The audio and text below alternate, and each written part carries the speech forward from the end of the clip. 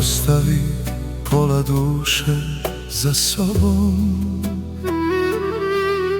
na pragu kuće koja više nije dom. Neko svake noći zagrli svoj bol, pa dočeka jutro kao da je sve. Neko krije suzu iza osmeha svog, da ne sruši svet onom pored svog. Dok svi vide lice što se smeje svud, samo srce zna koliko je dug taj put. Nisu sve rane ostavile trag, neke žive tiho duboko ispod nas. Al čovek ide i kad izgubi sve, jer nada posljednja nikad ne umire. Koliko još suza može srce dati, koliko još tuge može izdržati, a opet stojimo kad sve u nama padne, dok duša u tišini svoje bitke vodi. Neko ode, a nikad ne ode, ostane u glasu, u mirisu zore. I zato živimo, ma koliko boli, jer samo ljubav nad vremenom postoji.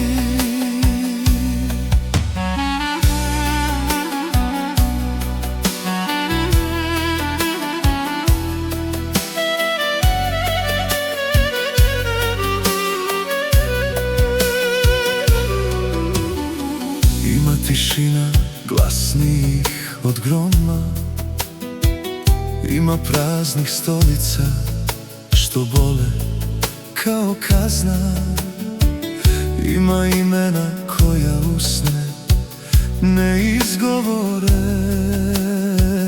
ali srce svake noći Bogu govori. Neko izgubi skoro ceo svoj svet, pa drugom pruži posljednji osmeh i cvet, jer najveći nije onaj bez rana, već onaj što posle svega ostane čovek. Kad pomisliš da je posljednji dah, da više nema ni svetla ni sna, baš tada negde violina zaplače, a iz pepela nova nada nikne. Jer posle svake oluje što nebo slomi, jedna zvezda ipak ostane da gori. I kad sve utihne, ostane samo glas: ne predaj se, još nije kraj. Koliko još suza može srce dati, koliko još bola može izdržati, a opet stojimo uz pravne glave. I kad nam srce ostane bez snage, nisu nas slomile ni godine, ni zime, ni prazni zagrljaji prođe tišine, dok posljednji otkucaj u grudima postoji.